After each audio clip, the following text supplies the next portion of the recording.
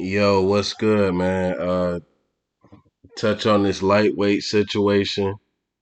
You know, Lomachenko, he had the option to come out of the war to fight George Kambosis for his titles or stay, and he opted to stay. Um, it was rumors going around that he was finna come out, and I didn't really understand why he would leave the war, leave home for months and train for a boxing match. You know what I'm saying? With the possibilities of not having a home to come to. So Lomachenko made the smart move to stay there.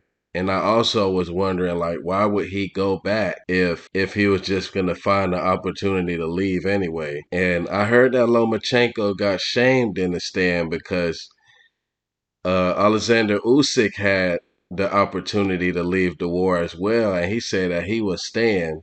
So that would have made Loma look like a real pussy if he would have left and Usyk would have stayed. So he probably got pressured to stay.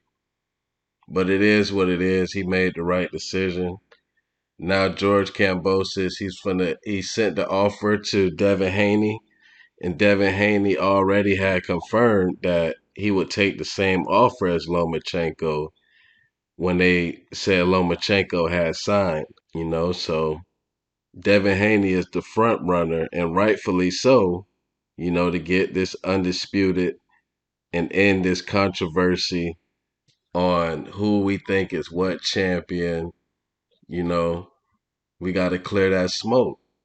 Devin Haney, he got the man cornered in, because Kambosos, he can't justify fighting Ryan Garcia and waiting for him. So it's a great move.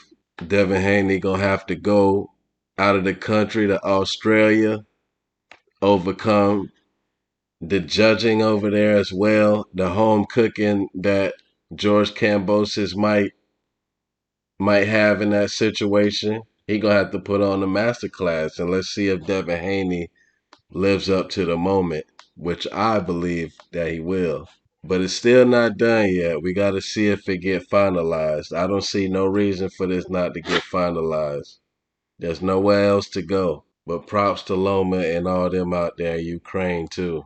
And it's important that Devin Haney get Kambosos because look, if Loma gets them belts, that means all the belts at 135 and 140 is with Top Rank. And Bob Arum, he don't like to put his fighters in there with Devin Haney because at the same time, Bob Arum, he don't like to cross the street unless his fighter is heavily favored.